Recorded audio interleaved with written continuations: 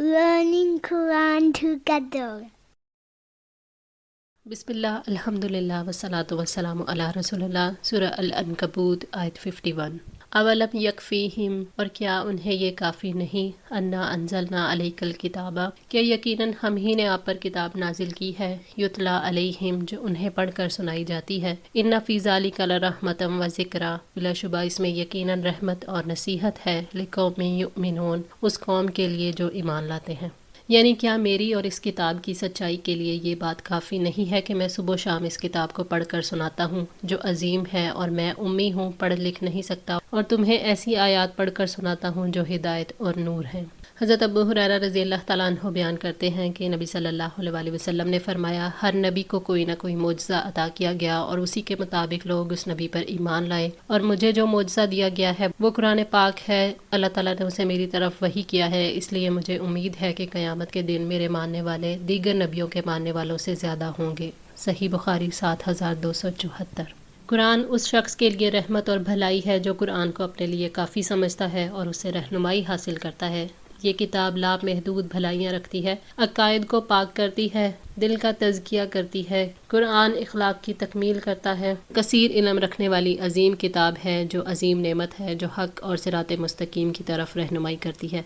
कुल कफ़ा बिल्लाही, कह दीजिए काफ़ी है अल्लाह, बैनी व बैनकुम शहीदा, मेरे और तुम्हारे दरमियान गवाह। यअलमु मा फ़िस समावाति वल अर्द, वो जानता है जो कुछ आसमानों और ज़मीन में है। वल्लज़ीना आमनू बिल बातिली, और जो लोग बातिल पर ईमान लाए। व कफ़रू बिल्लाही, और उन्होंने अल्लाह के साथ कुफ़र किया। उलाइका हुमुल खासिरून, यकीनन वही खसारा उठाने वाले हैं।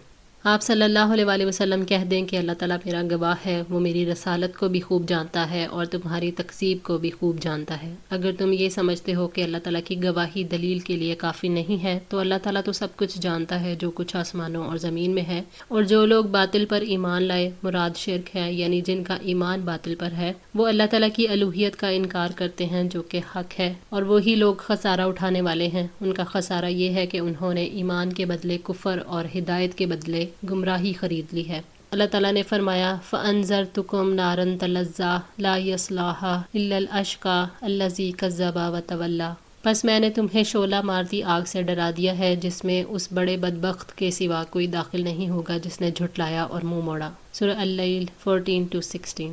वयस्तअजिलूनका बिल अज़ाबी, और वो आपसे अज़ाब जल्दी मांगते हैं। वलौला अजलुम मुसम्मा, और अगर एक मुद्दत मुकर्रर न होती, लजाअहुमुल अज़ाबु, तो उन पर अज़ाब ज़रूर आ जाता। वलयअतियन्नहुम बग़्ततन, और अचानक वो उन पर आ जाएगा। वहुम ला यशउरून, हालांकि वो शऊर भी ना रखते होंगे। जो लोग अल्लाह ताला और उसके रसूल और कुरान को झुटलाते हैं वो जल्द अज़ाब का मुतालबा करते हैं। अल्लाह ताला ने हर काम के लिए एक वक्त मुकर्रर कर रखा है। उनके आमाल तो इस लायक हैं कि फ़ौरन अज़ाब भेज दिया जाए, मगर अल्लाह ताला अपनी सुन्नत के मुताबिक हर एक को मोहलत देते हैं, और यकीनन वो उन पर अचानक आ भी जाएगा जबकि वो शऊर भी न रखते होंगे। अहले मक्का पर वो अज़ाब अचानक आया था जब वो मैदान बदर में उतरे हुए थे और उनके बड़े बड़े सरदार कत्ल हुए, और मक्का में कोई घर ऐसा नहीं था जिसको कोई मुसीबत ना पहुंची हो। उन पर अज़ाब ऐसे वक्त में आया जबकि उन्हें शऊर तक नहीं था। यस्तअजिलूनका बिल अज़ाब, वो आपसे जल्द अज़ाब मांगते हैं। व इन्ना जहन्नमा, और यकीनन जहन्नम, लमुहीततुम बिल काफिरीन, काफिरों को यकीनन घेरने वाली है। इस आयत में अज़ाब से मुराद आखिरत का अज़ाब है जो उन पर आकर रहेगा। जहन्नम का अज़ाब उनसे हटाया नहीं जाएगा, वो उनको हर तरफ से घेर लेगा। अल्लाह ताला ने ताज्जुब का इजहार किया है कि तुम अज़ाब के लिए जल्दी मचाते हो, हालांकि जहन्नम तुम्हें घेरे में ले चुकी है।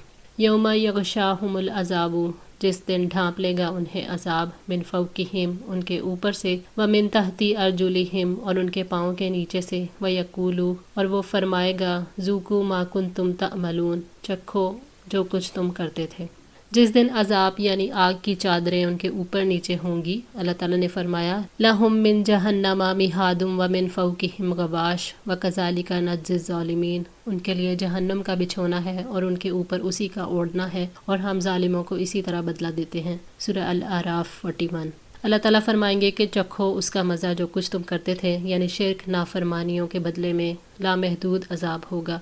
فرمایا سورۃ طور آیت 13-16 میں، جس دن انہیں دھکیلا جائے گا جہنم کی آگ کی طرف، سخت دھکیلا جانا، یہ ہے وہ آگ جسے تم جھٹلاتے تھے، تو کیا یہ جادو ہے یا تم دیکھتے ہی نہیں؟ اس جہنم میں داخل ہو جاؤ، پھر تم صبر کرو یا نہ کرو تم پر برابر ہے، تمہیں انہی اعمال کا بدلہ دیا جا رہا ہے جو کچھ تم کرتے تھے۔ یا عبادی الذین آمنو، اے میرے بندو جو ایمان لائے ہو، انا ارضی واسعۃ، بلا شبہ میری زمین بہت وسیع ہے، فإیایا فاعبدون، چنانچہ تم میری ہی عبادت کرو۔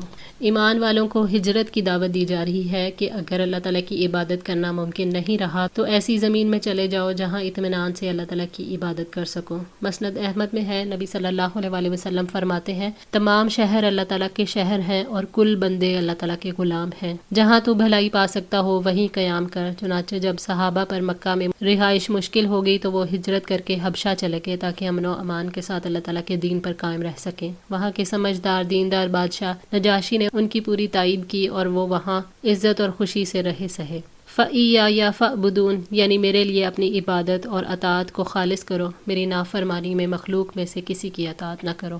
جب کوئی انسان ہجرت کرنے پر آمادہ ہو جاتا ہے تو ملک چھوڑنے کا اس کو دکھ ہوتا ہے، ایسے میں اللہ نے تسلی دی ہے کہ میری زمین وسیع ہے، تم محبت اسی جگہ سے رکھو جس میں تم میری عبادت کر سکو اور تمہارے لیے عبادت کرنا آسان ہو۔ کلو نفس ذائقۃ الموت، ہر جان موت کو چکھنے والی ہے، ثم الینا ترجعون، پھر تم ہماری ہی طرف لوٹائے جاؤ گے، یعنی تم کہیں بھی چلے جاؤ موت تمہیں نہیں چھوڑے گی، اس لیے جہاں بھی رہو اللہ کی اطاعت میں زندگی گزارو، اللہ تعالیٰ نے جو احکامات دیے ہیں اس پر عمل کرو، اسی میں خیر ہے۔ اللہ تعالیٰ نے ہجرت کے ساتھ موت کا ذکر کیا ہے۔ اپنی زمین کو چھوڑتے ہوئے انسان کے دل میں جو وسوسے آتے ہیں ان میں سے ایک یہ بھی ہے کہ کہیں راستے میں موت نہ آ جائے، اس لیے اللہ نے وضاحت کی کہ ہر ایک جان نے مرنا ہے، ہجرت کرو یا نہ کرو، جانا تو رب کے پاس ہے، رب کی عبادت کرتے ہوئے موت آئے گی تو آخرت کی نعمتیں پاؤ گے۔ والذین آمنوا، اور جو لوگ ایمان لائے، وعملوا الصالحات، اور جنہوں نے نیکیاں کی، لنبوئنہم، ہم ضرور ٹھکانہ دیں گے انہیں، من الجنتی غرفاً، جنت کے بالا خانوں میں، تجری من تحتہا الانہار، جن کے نیچے سے نہریں بہتی ہوں گی، خالدین فیہا، ان میں وہ ہمیشہ رہنے والے ہوں گے، نعم اجر العاملین، کیا ہی اچھا اجر ہے عمل کرنے والوں کا۔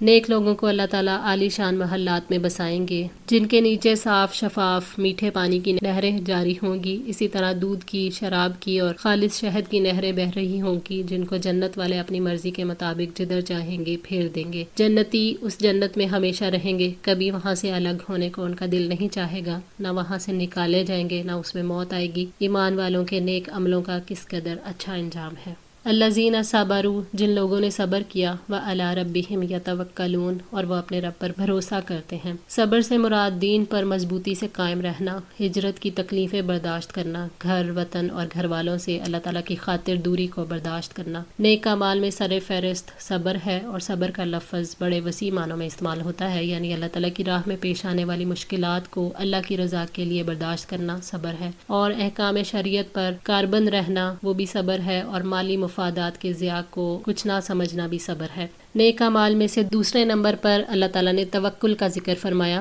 اللہ تعالیٰ پر توکل کا معنی یہ ہے کہ اللہ تعالیٰ کے ان وعدوں پر یقین کیا جائے جو اس نے اپنے فرما بردار بندوں سے کر رکھے ہیں، بالخصوص اس صورت میں جب کہ ان وعدوں کے پورا ہونے کے کوئی ظاہری اسباب بھی نظر نہ آتے ہوں۔ صبر اور توکل یعنی اپنے معاملات اللہ تعالیٰ کے سپرد کرنا، یہی دو صفات ہیں جن سے انسان تاحیات نیک عمل کرنے کے قابل رہتا ہے۔ وَكَأَيٍّ مِّن دَابَّةٍ، اور کتنے ہی جاندار ہیں، لَا تَحْمِلُ رِزْقَهَا، نہیں وہ اٹھاتے رزق اپنا، اللہ یرزقها وَإِيَّاكُمْ، اللہ تعالیٰ ہی انہیں بھی رزق دیتا ہے اور تمہیں بھی، وَهُوَ السَّمِيعُ الْعَلِيمُ، اور وہ سب کچھ سننے والا، سب کچھ جاننے والا ہے۔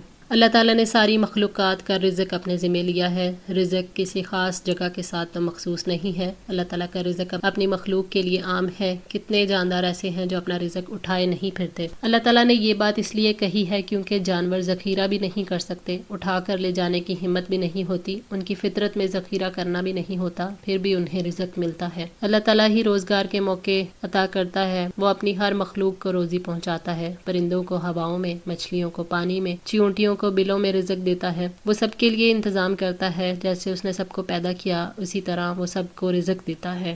حضرت عمر رضی اللہ تعالیٰ عنہ کہتے ہیں کہ آپ نے فرمایا اگر تم اللہ پر ایسا توکل کرتے جیسا کہ کرنے کا حق ہے تو تم کو بھی اسی طرح رزق دیا جاتا جس طرح پرندوں کو دیا جاتا ہے. وہ صبح بھوکے جاتے ہیں اور شام کو پیٹ بھر کر واپس آتے ہیں. جامع ترمذی 2344. اللہ تعالیٰ ساری مخلوقات کا سننے والا السمیع ہے اور وہ سب کے حالات کو جاننے والا العلیم ہے، اس سے کچھ بھی چھپا ہوا نہیں ہے.